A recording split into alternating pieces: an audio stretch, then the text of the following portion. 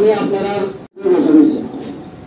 আলহামদুলিল্লাহ আল্লাহ রহমতে আপনারা আমাদের যথেষ্ট মহব্বত করছেন, মায়া করছেন।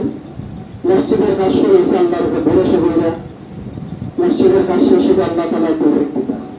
আপনারা জানেন আমি একটা মাদ্রাসার দায়িত্বে আছি।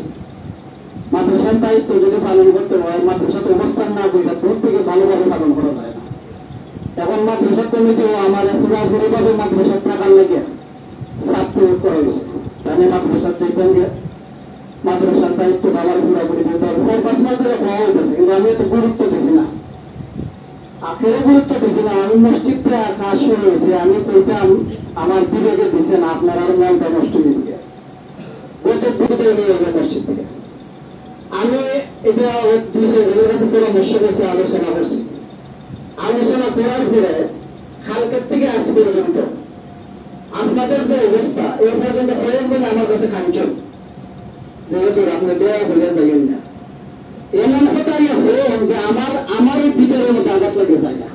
হয়তো আজকে কথা হইতেছেন যে বা তোমার দয়া লাগে না, আল্লাহর ঘরটা পেয়ে যেতে হবে, আল্লাহর ঘরটা পেয়ে যেতে হবে। সকালে পারবেন যে হয় তোমার আল্লাহর ঘরে পড়বো, তুমি যে মসজিদের তোমার উপর লাগবে, তুমি সহ্য করতে পারবে।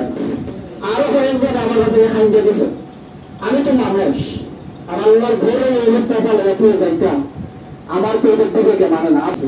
আপনাদের কাছে বিদায় চাইছি না আমি। আচ্ছা আচ্ছা আমি চাইছি বিদায় আপনাদের কাছে, সবাই জোরে এনে চাইছি বিদায়।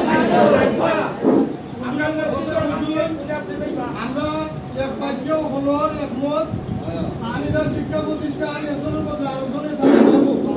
আমরা এটা সায়েন্সটা কি শুরু হয়েছে, সায়েন্সের বিদ্যালয় আমরা মসজিদ যেদিন শেষ হইব এরপরে আয়াতে বা দিলে আর আমি বলতে আমার কথা আপনারা এটা একমত নেই।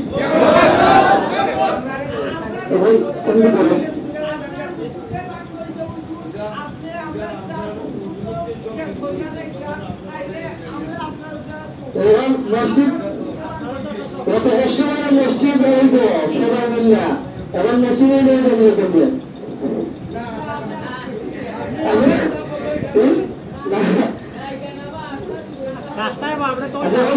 আমি আপনারা খালি আমি তো আপনাদের কাছে বিদায় চাইছি, বিদায় চাইছি কিনা